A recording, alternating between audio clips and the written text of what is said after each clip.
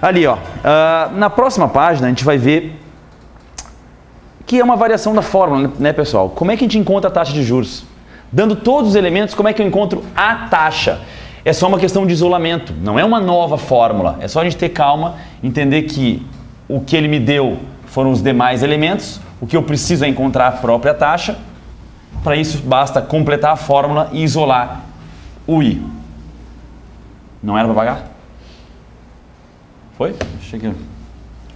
Então tá ali, ó. Vamos ver como encontrar a taxa de juros de uma forma mais prática. Ele deu um exemplo ali, também o valor de 100 mil. Deu o valor do montante acumulado, agora sim, uma relação bem interessante, tá?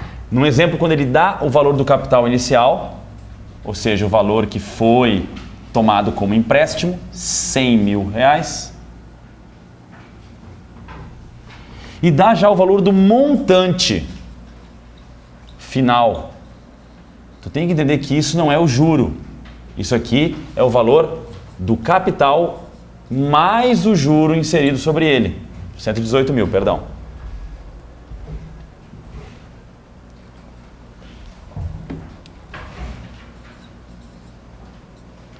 Então, tem duas maneiras de a gente conseguir achar a taxa. Ou a gente joga na fórmula, tá? Primeira opção. Como é que a gente acha a taxa de juros? Ele deu algum outro dado? Sim. Ele falou que foi um empréstimo de 100 mil.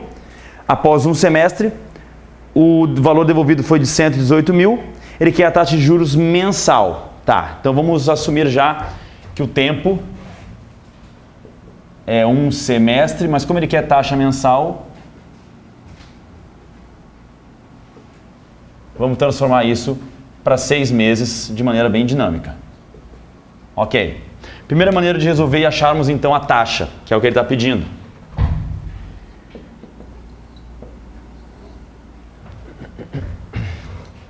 Formulazinha. CIT. O juro é justamente aquela diferença entre os 118 mil e os 100 mil. O capital é 100 mil. A taxa é o que eu procuro e o tempo é de 6 meses. Se o tempo está em 6 meses, a taxa será mensal. 18 mil.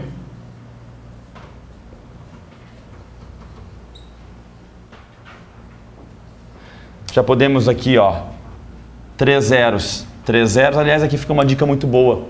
A gente sabe que os alunos têm muita dificuldade em simplificar.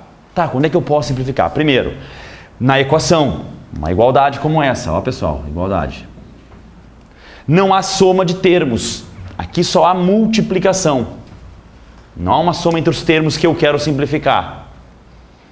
Para simplificar, ou eles devem estar do mesmo lado da equação, mas em andares diferentes, em cima e embaixo, como nós já fizemos muitas simplificações assim. Mesmo lado e andares diferentes, em cima e embaixo. Ou do lado de cá, em cima e embaixo. Ou no mesmo andar, mas em lados diferentes. Tá? Tu nunca vai poder cortar do mesmo lado e no mesmo andar. Mesmo lado, andares diferentes, ou lados diferentes e mesmo andar, ou os dois em cima ou os dois embaixo, tá? Isso é o que nos permite simplificar. Já cortei ali. Mas a operação tem que ser multiplicação sempre. Na verdade não é que tem que ser multiplicação sempre. Existe um processo em algum momento que pode acontecer assim, ó. Aqui eu posso simplificar. Tá, mas existe uma soma. Existe, mas é uma soma interna. Eu não posso simplificar o que está somando. Ou quem está somando. Então esses dois jamais podem ser simplificados agora. Porém, esse x só multiplica. E esse x só multiplica. E os termos nos quais eles estão inseridos, olhando para o termo todo, não somam com ninguém. Então nesse caso eu posso cortar esse x com esse x sem problema algum. Tá? Se fosse uma constante, melhor ainda. Tudo bem? Então a gente tem que realmente treinar bastante essas simplificações para não se complicar na hora da prova. Mas eu vou sempre alertando, ó, aqui pode por causa disso. Eu sou muito a favor de simplificar e para mim é o que realmente o aluno tem que treinar. Porque senão tu fica fazendo conta e vai aumentando o número, daqui a pouco tu tem uma bola de neve nas mãos e não sabe o que fazer. Aqui, 100 vezes I vezes 6, ó. Agora eu quero isolar o I. O 100 e o 6 podem passar para cá dividindo, tá? Então fica 18 sobre 6 vezes 100. Quê? Não, mas eu tinha feito a diferença, né? Eu estou aqui só pegando só o juro. Tá? O 118 era o que eu tinha entregue ao final do tempo, do prazo. Tá? É o montante. Eu tenho que fazer aqui justamente a diferença entre eles. Feito isso, para quem ficou na dúvida, por que o senhor não multiplicou o 6 pelo 100? Eu já teria multiplicado. Se eu multiplico o 6 pelo 100, eu crio um número grande, 600. Que quando passar para cá dividindo, de repente me dá um trabalho maior para simplificar. De repente. Então eu prefiro deixar as multiplicações mais para o final. Aqui mesmo, ó, o 18 e o 6 se cortam muito mais facilmente. E aí eu fico com 3 sobre 100 é igual aí. Pessoal, o que é 3 sobre 100? 3%. Tá? Então a minha taxa era de 3% ao mês. Tá? Vindo do montante de R$118 mil, prazo de um semestre, a taxa que eu queria mensal, transformei o semestre para 6 meses, é de 3% ao mês. Essa divisão com valores exatos e também em grandezas iguais, se eu pegasse o 18 dividido por 6, eu alcançaria que teve 3 mil no mês. Esse pode fazer direto, E sem a fórmula. E eu tenho 3.100 a 3%. Pode fazer sem fórmula também. Pode ser direto. O juros simples tem essa vantagem. Como o juro sempre é constante, dá para fazer de cabeça sem fórmula alguma. Já no juro composto, ele é juros sobre juros, ele vai alavancando cada vez mais, então não tem como fazer. Tá? Mas aqui a gente vai treinar também bastante, para quem tem mais facilidade, já fazer o processo automático. Tá? Muito bem. Maneira de fazer isso aqui também sem a fórmula. Também dá para fazer sem a fórmula de uma outra maneira. É pegar o valor que eu entreguei lá, quando eu fui pagar a minha dívida, e dividir pelo valor do capital que eu peguei emprestado. Certo? Fazendo essa divisão direta do que eu devolvi, o valor final, pelo valor inicial, eu tenho o que a gente chama de taxa de aumento, que vai ser de 1,18 ou 118%. Nós vimos isso na aula passada. Quando eu multiplico um número por 1,18, qual é o aumento que eu estou inserindo nele? 18%. Tá, mas 18% em 6 meses, que foi aquilo que tu falou agora. Tá? Então isso aqui representa um aumento de 18% num prazo de 6 meses. Então, para saber a taxa mensal, é só pegar o 18%, dividir por 6 e tu acha 3% ao mês. Tá? Aí sem fórmula, aí de maneira mais automática. E isso, pessoal, tem que ficar a critério de vocês. Eu não posso dizer assim, ó, faz assim que é melhor, ou faz assim que é melhor, porque cada um tem as suas limitações, as suas afinidades com a matemática. Isso aí cada um decide, e é aquele processo igual andar de bicicleta. Tu está desenvolvendo isso, daqui a pouco tu consegue fazer.